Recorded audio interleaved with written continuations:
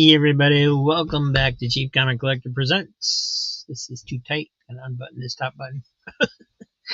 Um, Hope y'all doing well. Welcome back. We're presenting the second chapter of Captain America, the Republic's serial from, I got my notes here somewhere, I think. Unless I lost them. There it is. 1944. I knew that. I was going to say 43, but that was the Batman one we showed earlier. Um, so not a whole lot to talk about this serial so far. Eventually we'll get into some about Captain America and stuff probably, but today we're going to talk about Dick Purcell, the actor who portrays Captain America in here. He was born in 1905 in Connecticut and died in 1944 in Hollywood. He had a heart attack on a golf course shortly after the filming of this serial. And there's some comic historian out there who is theorizing that the strain was too much of filming this serial for him, and that's what caused his heart to fail. But I mean, see, if he's out playing golf on a golf course, then he wasn't feeling too badly. So I think it's just one of those things. People have heart attacks because of clogged arteries and things, and that's probably what happened to him many years ago. So, but anyway, he started acting in a theater in New York. He was recruited in New York by a talent scout, saw him in one of the plays he was in. And his first uncredited role was in a comedy short, a Torchy comedy short. It's not the Torchy that we know of, like by Bill Ward as the cartoonist, his creation Torchy. It was just basically a comedy reel, similar to Three Stooges, that kind of thing. I watched it. It's very much in the tone of kind of a Blondie and Dagwood type thing, where Torchy's working for a guy, he gets in trouble, comedy ensues because of something else, and then so on and so forth. And of course, there's always a happy ending, right? But getting back to Dick Purcell, in that he played, he had an uncredited role in that. But it was a bit of it was a speaking part. It wasn't just a walk on or anything. He did have a little part in it. And he had a few other small uncredited parts before he started getting credited and getting bigger roles. He was in a couple of films that stood out for me. He was in quite a few films, actually, before he passed away. But he was in King of the Zombies. He was in Nancy Drew Detective. So some old, films that might be of interest to some of us. But his major role was Captain America in this serial. So as we talked about yesterday, this is not the Captain America we all know and love. This is a district attorney named Grant Gardner, fighting crime in his spare time. And that's about all I got for you today. Here comes the chapter 2, the whatever it was called, the mechanical something or another. Enjoy it, guys.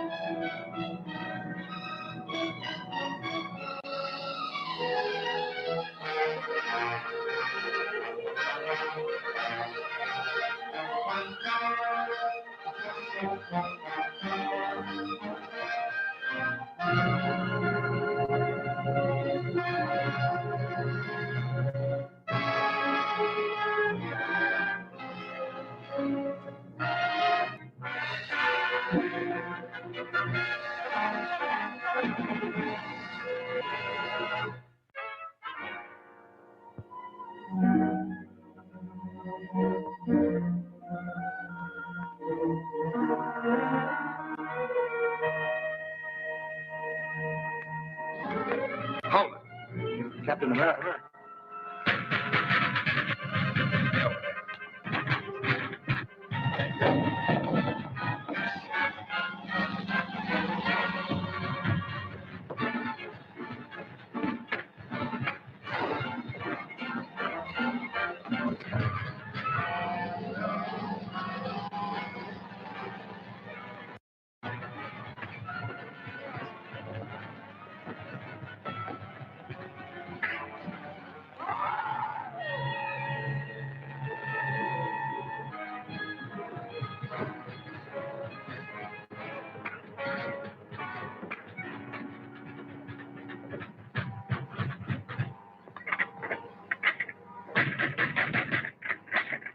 Do any of you know the combination? Yes.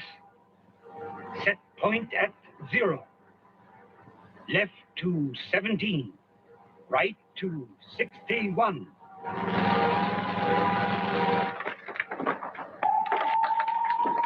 The vibrator. If it isn't shut off, the building will collapse. Get out. I'll try to stop it.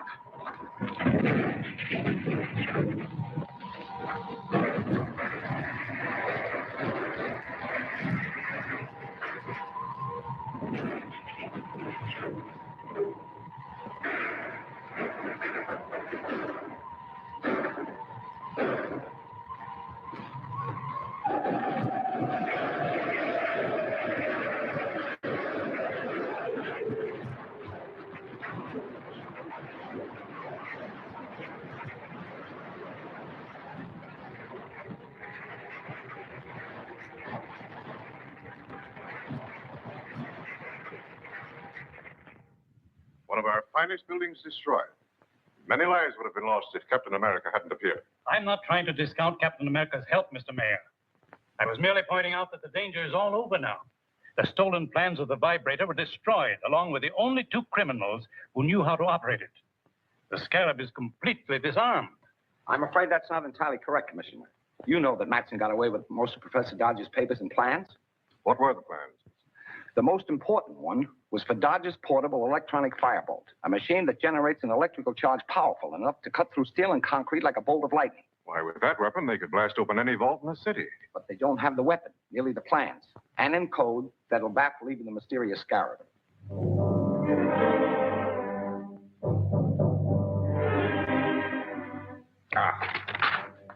We're getting nowhere. Professor Dodge is clever. The plans are impossible to decode. We've got to decode. With the electronic firebolt, all the wealth and art treasures of the world will be mine. Well, since we can't break the code, I shall have to persuade Professor Dodge to do it for us. But Dodge is under police protection. The authorities are the only ones who know where he is. They won't stop me. I'll get that information from the DA's most trusted assistant, Miss Gail Richards.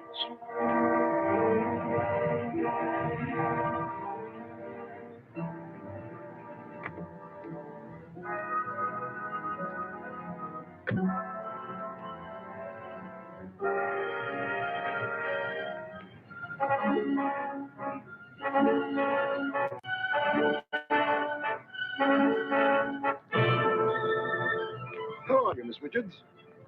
I was introduced by the district attorney. Remember? Of course, you're Dr. Maldor. What's the matter, Miss Richards? Your ring. It's sharp. It scratched me. For a purpose, Miss Richards.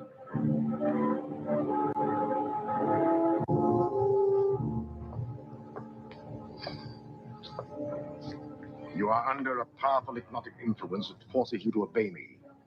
I will obey. Where are they keeping Professor Dodge? In the district attorney's apartment, suite 304, Winston Arms. Is the district attorney with him? No, but he's going there soon. How is he guarded? There's a policeman in the apartment with him. Now listen carefully.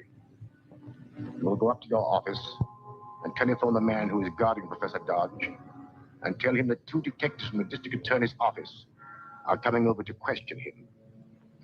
You must hurry, as the effect of the serum will be working off in a few minutes. When it does, you will remember nothing that has happened. Do you understand? I understand. Good. Then go quickly.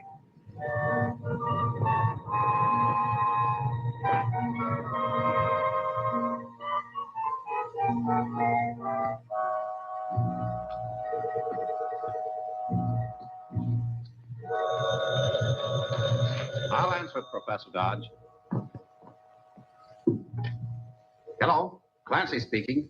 Hello, Clancy. This is Gail. 2 of the DA's men are coming over to question Professor Dodge. All right, Miss Richards. I'll let them in. Thanks, Clancy.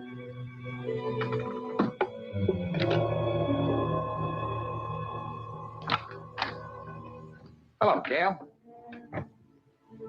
Say, what's the matter? I don't know. I feel dizzy. What you need is fresh air. Suppose you drive over with me to see Professor Dodge.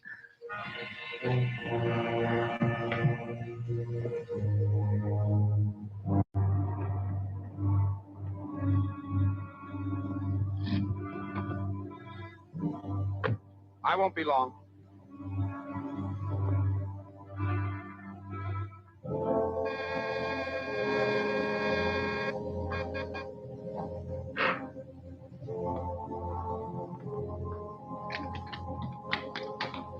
Hello, Clancy. How's everything? You're covered, Mr. District Attorney.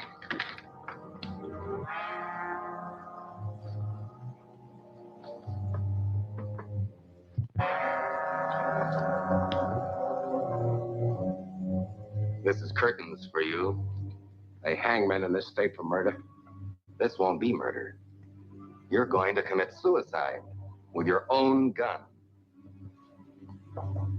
You just couldn't stand the disgrace of your constant failures. And the kidnapping of Professor Dodge was the last straw.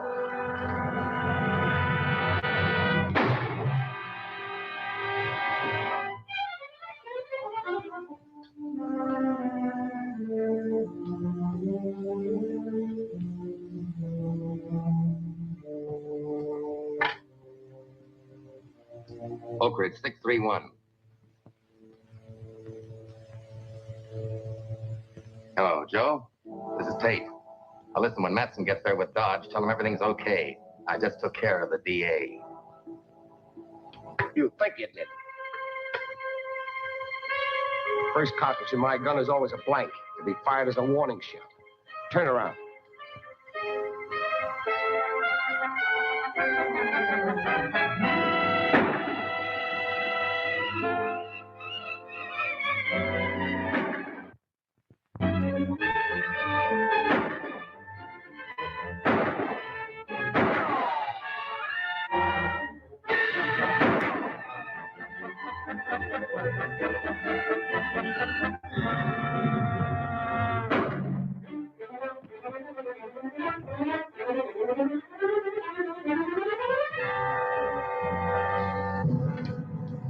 This is the district attorney. Please get the telephone supervisor and find out the address of Oak Ridge, 631. Call me back here.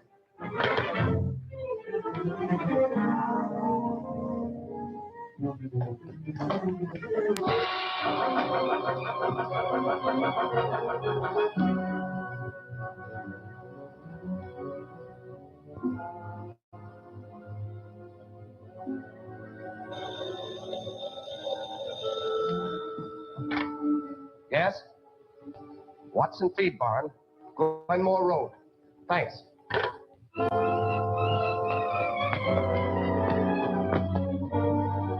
Matson has taken Professor Dodge. I'm going after him. Clancy's up in my apartment out cold. You phone the commissioner, tell him what happened, and then take care of Clancy. Right.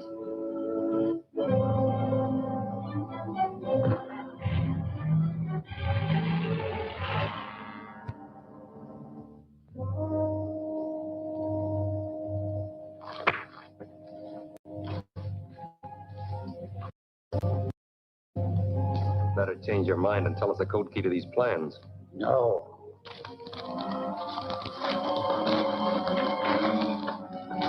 Start the tractor. Okay.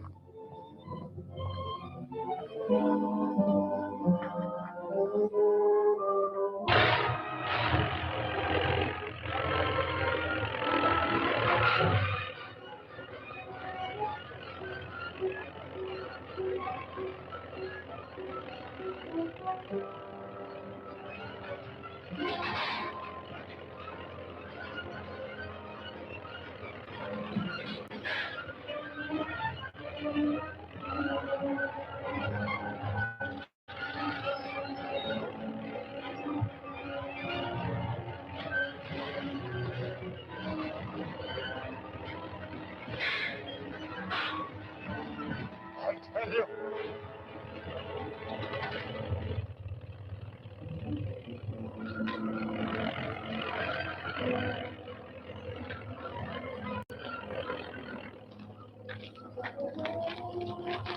Start talking. I'll have to show you in writing. All right. But no tricks.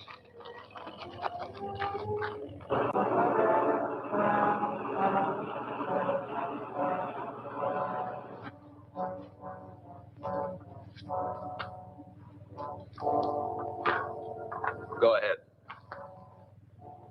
All specifications are in letters instead of numbers. Code is based on the 10-letter word Davenport's.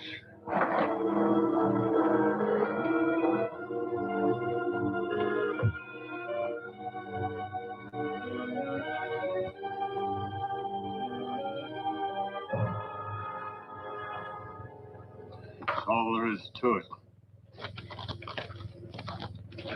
This better be right. Tie him up again.